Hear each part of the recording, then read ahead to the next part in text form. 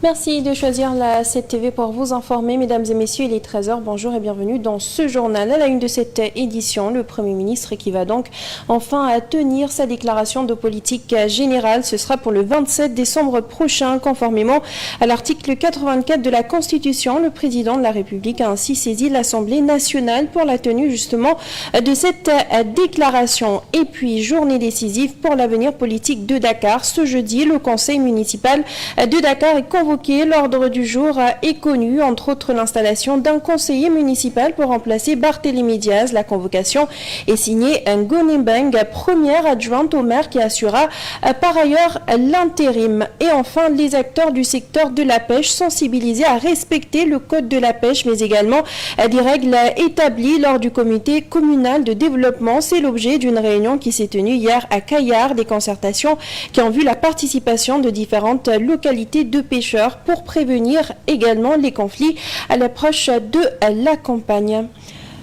Voilà tout pour l'essentiel des titres. Le développement, c'est tout de suite.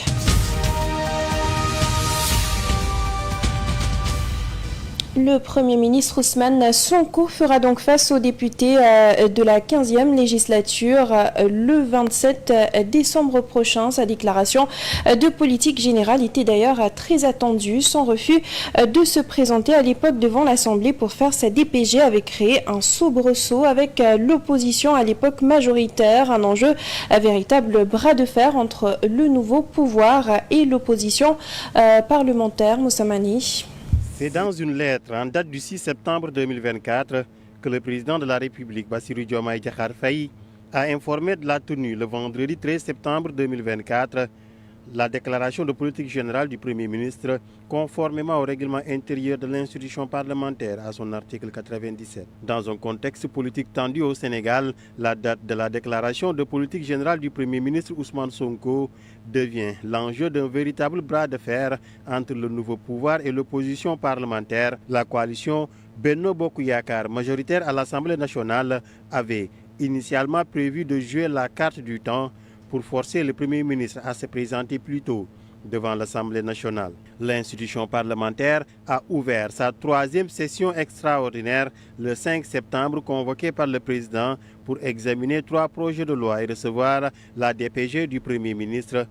Cette convocation était elle-même une réponse au projet de motion de censure contre Ousmane Sonko envisagé par l'opposition. Le Premier ministre Ousmane Sonko présentera finalement sa déclaration de politique générale devant cette nouvelle Assemblée nationale le 27 décembre prochain, conformément aux dispositions de l'article 55 de la Constitution.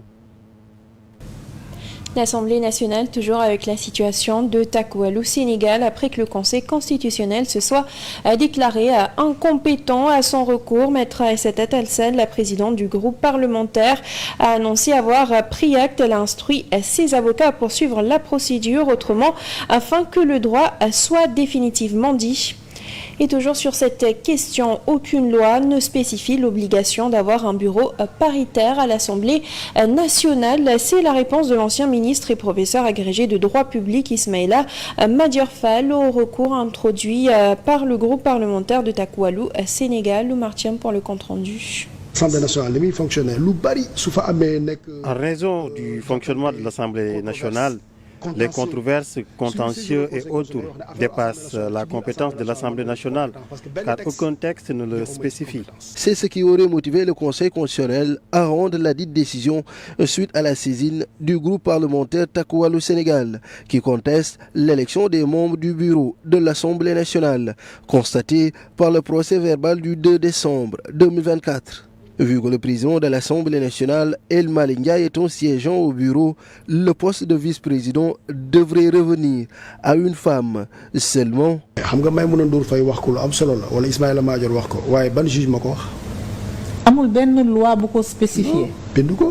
La loi est dure, mais reste ce qu'elle est. Néanmoins, le professeur agrégé en droit public prêche un élargissement de compétences par moment, comme dans ce cas de figure.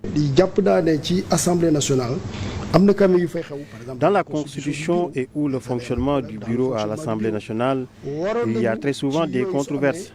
C'est pourquoi, à mon avis personnel, on doit transférer des compétences, que ce soit au Conseil constitutionnel ou à la Cour suprême pour statuer, sinon il risque d'y avoir des contentieux sans juge. Des contentieux sans juge. La décision du Conseil constitutionnel acte donc l'entérinement définitif du bureau de l'Assemblée nationale sénégalaise. Et puis la radiation de Barthélémy Diaz de l'Assemblée nationale peut être fondée selon l'ancien ministre de la Justice, toujours Ismaïla Madior Fall, de signaler que c'est une décision d'État exécutée par le ministre de la Justice. Je considère en tout cas au regard de li amoon li nga xamante ni jot na fi am ak conseil constitutionnel décision bi nga xamante ne rendre na ko dans l'affaire Khalifa Sall, le membre de l'Assemblée qui fait l'objet d'une condamnation pénale définitive, ministre de la Justice mun na demander radiation. Encore une fois, c'est une décision d'État exécutée par le ministre de la Justice. Le ministre de la Justice signe la lettre, mais c'est pas lui qui prend la décision en réalité. Non, je parle de l'État, je parle pas des textes, je parle de la réalité de l'État. Maintenant, am na ay questions yu ma laaj sànq, condamnation antérieure ou postérieure, c'est pas distingué. Constitution bi waxul. waaw, obligatoire ou pas, c'est pas distingué. Donc en l'état actuel de la jurisprudence et du droit, quelque chose la boo xamante ni mun nañ ko. Ça peut être fondé. waaw nañ ko fondé. L'affaire Barthélémy Diaz, justement, à l'hôtel de ville de Dakar. Pendant ce temps, le conseil municipal de Dakar est convoqué ce jeudi à partir de 15h. Ce sera notamment pour délibérer sur plusieurs points, entre autres l'installation d'un nouveau conseiller et l'examen du budget 2025. Cette réunion marque une étape cruciale dans la gouvernance de la capitale sénégalaise après la démission forcée de Barthélémy Diaz. Ngoné Bang, responsable du mouvement Taxawu Sénégal et première adjointe depuis août 2023, occupera donc le fauteuil de maire par intérim jusqu'à l'élection d'un nouveau maire au suffrage universel indirect. En attendant, hier encore, un important dispositif policier, des véhicules et des agents armés de grenades lacrymogènes ont empêché la tenue d'un point de presse annoncé de Barthélémy Diaz. Des journalistes ont même été empêchés de couvrir les lieux. Encore une fois, la conférence de presse de Barthélémy Diaz à la mairie de Dakar n'a pas eu lieu. C'est un important dispositif sécuritaire déployé devant la mairie qui a empêché à tous les conseillers d'accéder à la municipalité. Les Sénégalais doivent voir, l'opinion nationale et internationale doit voir ce qui se passe au Sénégal. Ousmane Sonko et Diomaye Faye sont en train d'imposer une dictature. Maintenant, je les lance un message, moi Omar Sow. Je vous dis, Sonko, je dis Diomaye Faye, nous n'avons pas peur de la mort, nous n'avons pas peur de la prison, mais nous avons peur de la honte. Ensuite, malgré son arrivée en fanfare, le maire déclaré démissionnaire, à son tour, se verra interdit d'accès à son lieu de rendez-vous.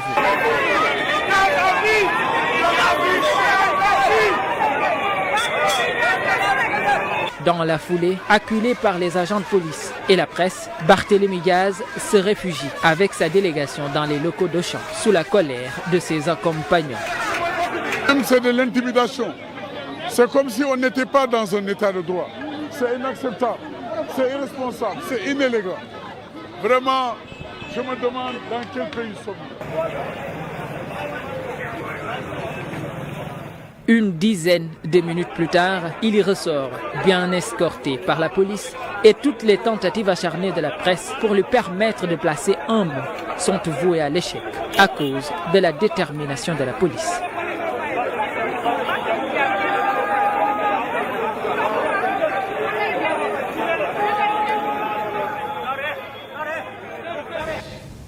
Et sur ce, Ousmane Ba, le A24 dénonce la violence policière. La plateforme fustige ce qui s'est passé vendredi dernier à la mairie de Dakar, mais également à l'arrestation de Bougane Gueye à Bakel lors de la campagne électorale avant d'être relâché quelques jours plus tard. Le A24, qui était en conférence de presse hier, a exigé également l'abrogation de la loi d'amnistie votée à la veille de la présidentielle. Revoilà F24 après plusieurs mois dans l'hibernation. C'est la première sortie de la plateforme depuis l'arrivée des nouvelles autorités au pouvoir et c'était pour alerter sur des cas qui sont, selon elle, contraires à la rupture promise par le nouveau régime. Par exemple, on a noté qu'à Bakel et récemment à la mairie, il y a eu des particularités qui auraient pu être évitées. Créé le 16 avril 2023 pour empêcher Macky Sall de faire un troisième mandat, aujourd'hui, le F24 se donne une nouvelle mission, celle de servir de sentinelle pour défendre les acquis démocratiques en alertant sur des pratiques qui peuvent les nuire.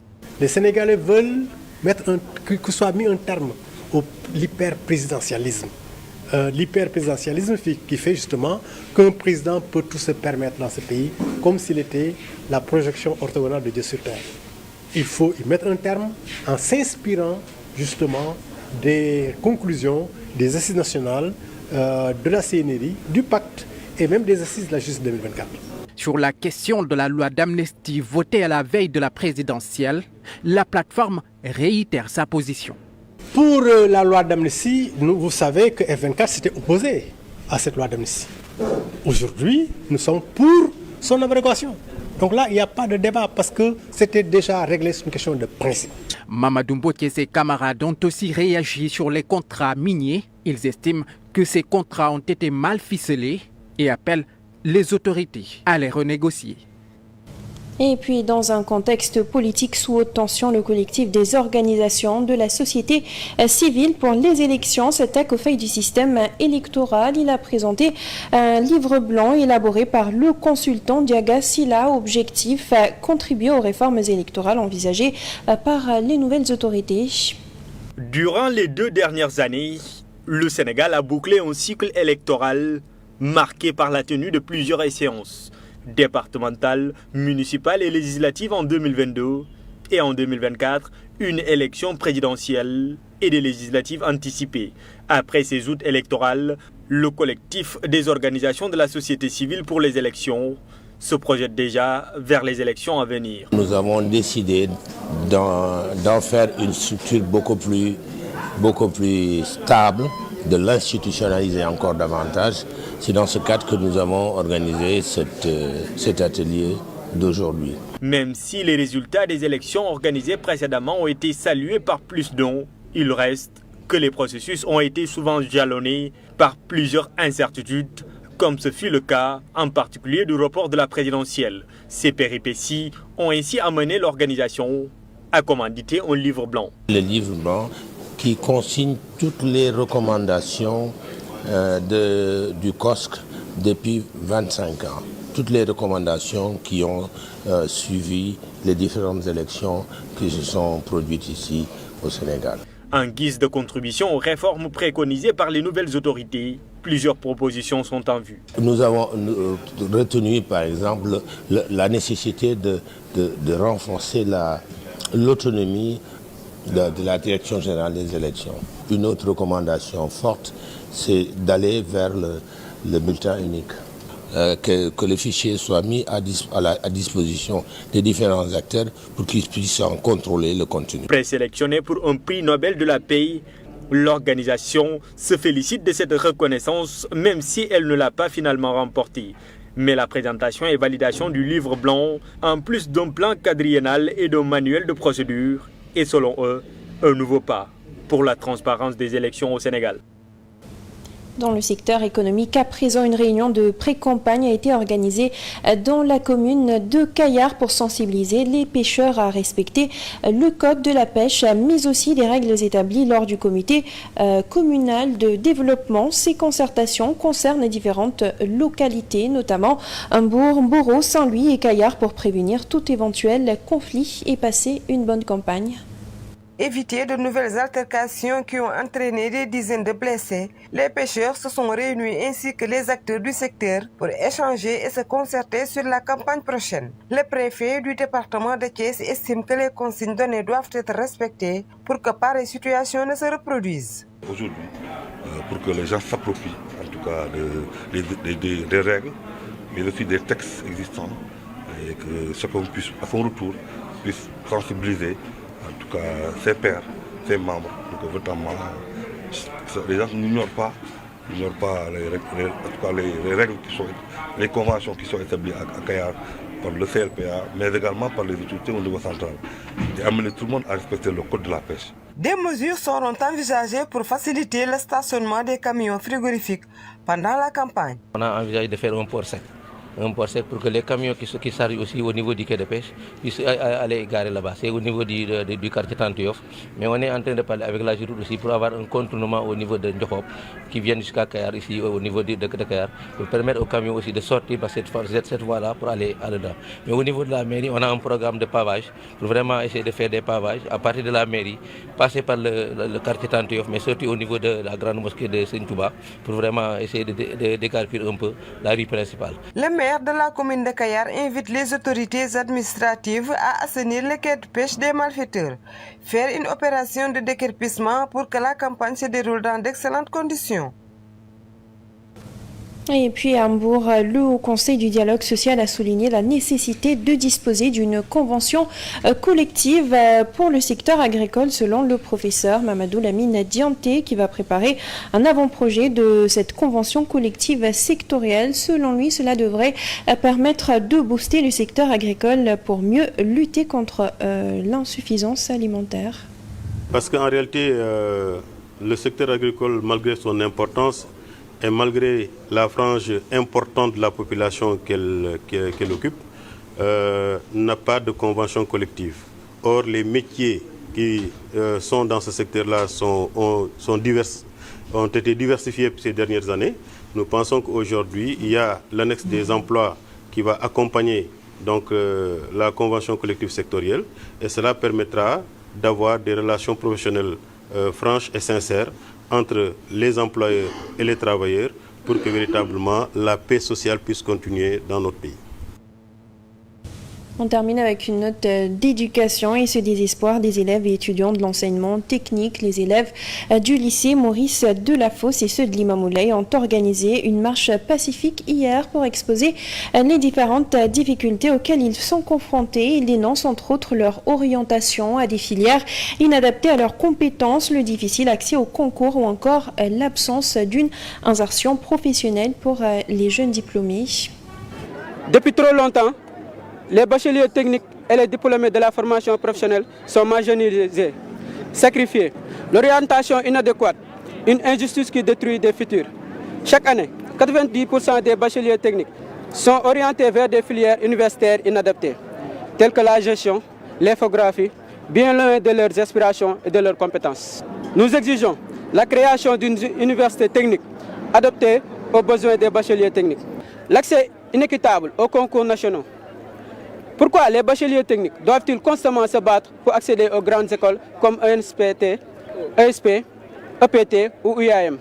Les critères actuels sont inadaptés et excluent injustement des millions de techniciens qualifiés. Une insertion professionnelle inexistante. Nos diplômés, bien formés et compétents, prennent à trouver un emploi ou un stage. Ils représentent pourtant une richesse pour notre pays, un potentiel inexploité. Il est urgent de reformer le système pour qu'il intègre pleinement les élèves et les étudiants de l'enseignement technique. Si nos revendications ne sont pas entendues, nous intensifierons nos mobilisations. Nous ne reculerons pas tant que justice ne sera pas rendue aux élèves et étudiants de l'enseignement technique. Et sur ce, place tout de suite à la revue de presse. Bienvenue à tous. Sonko va enfin faire sa DPG le 27 décembre, lit-on à la une de Vox Populi. Le journal fait une révélation sur les multiples soubresauts politiques autour d'une obligation constitutionnelle et d'une tradition républicaine. Le Premier ministre sera enfin dans la légalité, c'est du moins la conviction du journal Li Quotidien. C'est le président de la République qui a saisi l'Assemblée nationale pour la tenue de la DPG le vendredi 27 décembre, informe nos confrères. Ousmane Sonko est attendu pour décliner les grandes orientations de l'action gouvernementale. Enfin, Sonko à l'hémicycle, titre le journal Source A. Non, sans préciser que les ministres sont invités à transmettre au secrétaire général du gouvernement leur agenda législatif au titre du premier semestre de l'année 2025. À sa page 5, le journal nous informe qu'Ousmane Sonko veut la restructuration des entreprises publiques et parapubliques en grande difficulté. Lors de cette déclaration de politique générale, les finances occuperont une place centrale dans les discussions et Walf Quotidien s'intéresse quant à lui à la loi de finances 2025, reprenant les propos de l'ancien Premier ministre Abdoul Mbaye sur les atouts et les faiblesses de celle-ci. À en croire le banquier de formation, un effort de réduction du train de vie de l'État n'apparaît nulle part. Barthélémy Diaz occupe également les unes des journaux de ce matin. Évoquant l'interdiction d'accès à la mairie de Dakar du maire révoqué, la Tribune parle d'un Sénégal qui n'est rien d'autre qu'une dictature. Selon le journal de Bougane Gueye Dany, ce qui devait être un simple point de presse a pris une tournure inattendue. Le Témoin se penche également sur cette double radiation du maire de Dakar. Barthélémy Diaz, la déroute d'un vrai combat, barre le journal à sa une. Nos confrères prédisent un bon début de parcours politique qui risque de souffrir de constance. Le conseil municipal se réunit pour désigner le remplaçant de Barthélémy Diaz, informent nos confrères. Entre histoire politique et tensions renouvelées, Dakar, ville rebelle, titre le journal Enquête. Selon nos confrères,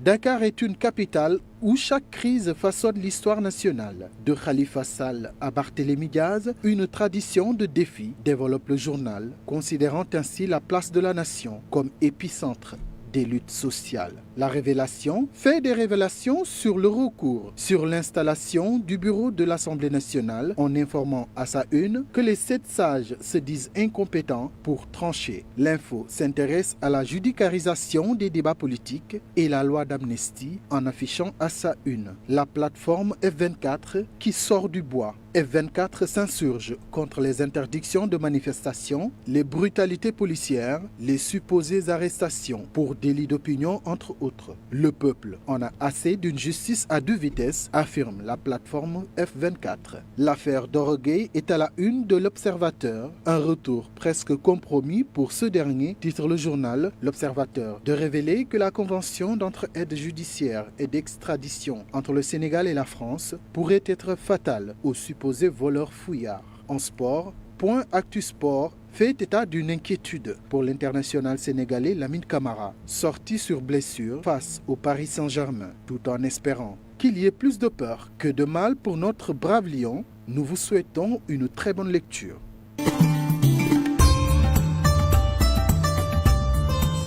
C'est la fin de ce journal. Merci à vous de l'avoir suivi. À 14h, vous avez le Wolof. Merci, bonne suite de programme sur la 7 TV.